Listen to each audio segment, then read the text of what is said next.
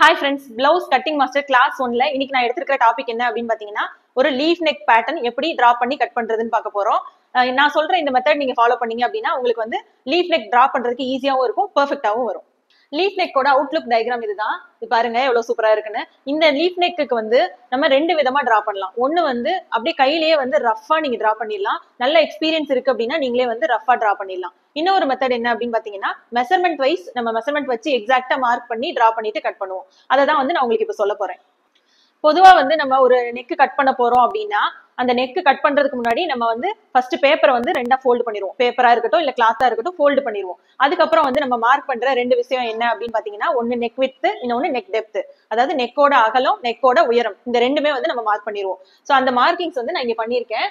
இங்க வந்து பாத்தீங்கன்னா ஏபி போட்டிருக்கேன்ல, இது வந்து நெக்கோட அகலம். இந்த ஏசி போட்டிருக்கேன்ல, இது வந்து நெக்கோட உயரம். சோ இந்த ரெண்டுமே மார்க் பண்ணி அது ரெண்டையும் ஜாயின் பண்ற மாதிரி ஒரு பாக்ஸ் வந்து நம்ம டிரா பண்ணிடணும். சோ இந்த பாக்ஸ் வந்து நான் டிரா பண்ணிருக்கேன். இது வந்து எல்லா ட்ரெஸ்ஸுக்குமே சேம் தான். நீங்க எந்த பிளவுஸ் தைக்க போறீங்க, எந்த நெக் வைக்க போறீங்கனாலும் இது எல்லாத்துலயுமே வரும். இப்ப நீங்க இங்க பாத்துட்டு இருக்கிற மார்க்கிங்க நான் பேப்பர்ல வந்து எக்ஸாக்டா மெஷர்மெண்ட் வச்சு மார்க் பண்ணி காட்டுறேன், ஸ்டெப் பை ஸ்டெப்பா. அப்போ உங்களுக்கு வந்து ஈஸியா புரியும். ஃபர்ஸ்ட் வந்து பேப்பர் எடுத்துக்கோங்க. இந்த பேப்பரை வந்து நம்ம ஃபர்ஸ்ட் ஃபோல்டு பண்ணிட்டு தான் அடுத்து நம்ம எல்லாமே மார்க் பண்ணுவோம். சோ நான் வந்து ஃபர்ஸ்ட் ஃபோல்டு பண்ணிக்கிறேன். ஈக்குவலா ஃபோல்டு பண்ணிக்கோங்க.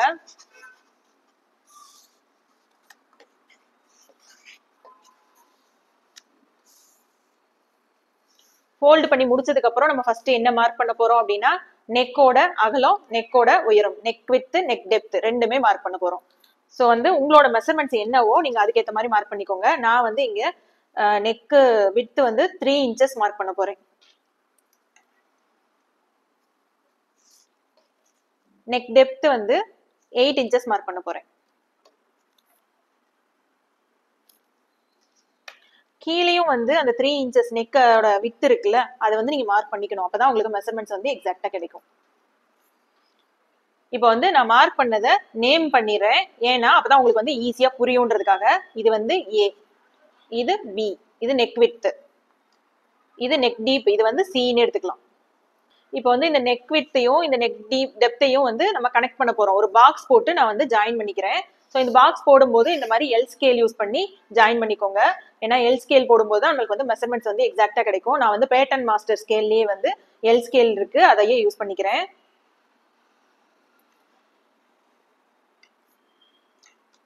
மேலேயும் கனெக்ட் பண்ணிக்கலாம்.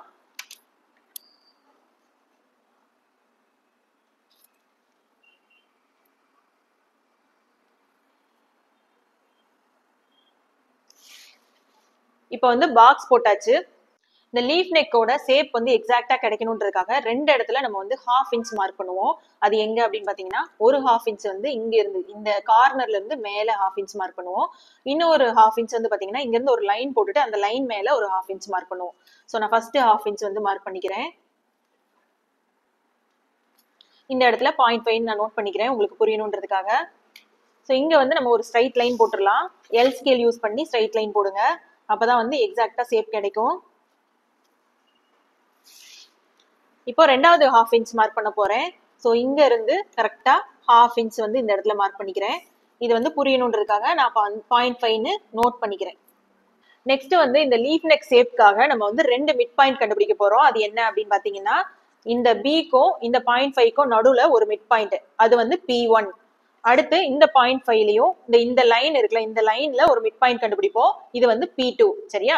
சோ வந்து ஃபர்ஸ்ட் இந்த இடத்துல நான் வந்து மிட் பாயிண்ட் கண்டுபிடிச்சுக்கிறேன், பிக்கும் இந்த 0.5க்கும்.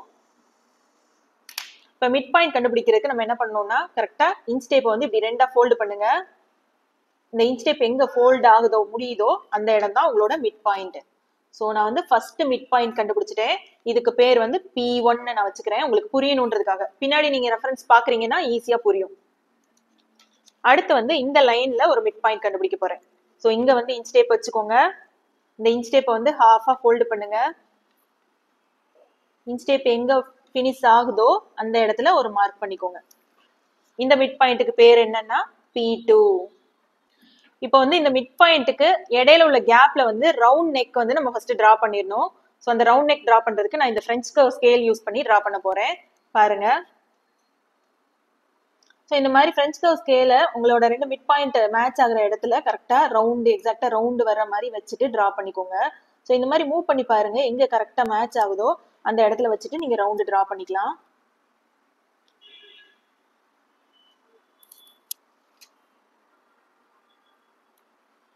ஸோ வந்து நான் ரவுண்டு டிரா பண்ணிட்டேன். இதுக்கப்புறம் நம்ம என்ன பண்ண போறோம் அப்படின்னா, இந்த 0.5 நான் இங்க மார்க் பண்ணியிருக்கேன்ல, ஒரு 1/2 இன்ச் இங்க மார்க் பண்ணியிருக்கேன்ல, இந்த இடத்துல இருந்து இந்த சி பாயிண்ட்டுக்கு ஒரு கர்வ் வந்து நம்ம டிரா பண்ண போறோம். ஸோ இந்த கர்வ் வந்து அவுட்டர் டைரக்ஷன்ல இருக்கணும். அதாவது ஃப்ரெஞ்ச் கர்வோட இந்த இந்த இன்னர் பார்ட் இருக்குல்ல, இந்த இடத்துல வர்ற மாதிரி இப்படி வச்சுட்டு டிரா பண்ணிக்கோங்க.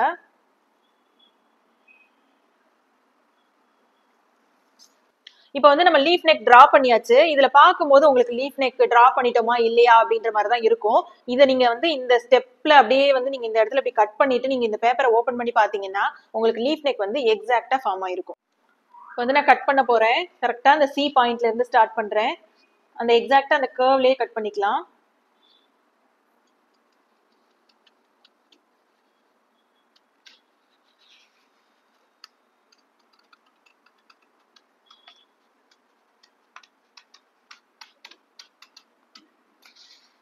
டிரா பண்ண லைன் மேலேயே அப்படியே கட் பண்ணிருங்க.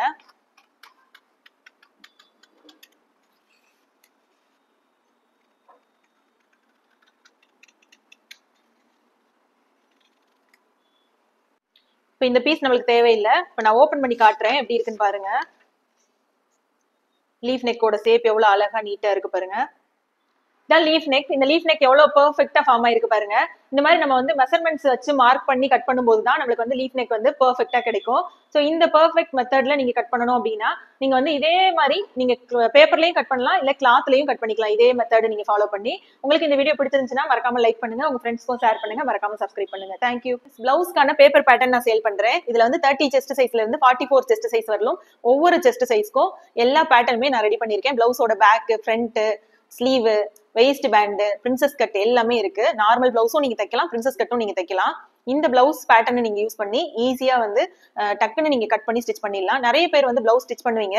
அந்த மாதிரி ஸ்டிச் பண்ணும்போது கரெக்டா ஃபிட்டிங் வரல, இல்ல கால்குலேஷன்ஸ் நிறைய போடுறாப்ல இருக்கு, எனக்கு அதெல்லாம் வந்து மைண்ட்லயே ஏறல, என்னால பண்ணவே முடியல, பிளவுஸோட ஃப்ரண்ட் கப் ஷேப்க்குலாம் வந்து கால்குலேஷன்ஸே தெரியல அப்படின்னு நினைச்சீங்கன்னா இந்த பேட்டர்ன் வாங்கிட்டீங்கன்னா உங்களால ஈஸியா பிளவுஸ் ஸ்டிச் பண்ண முடியும்.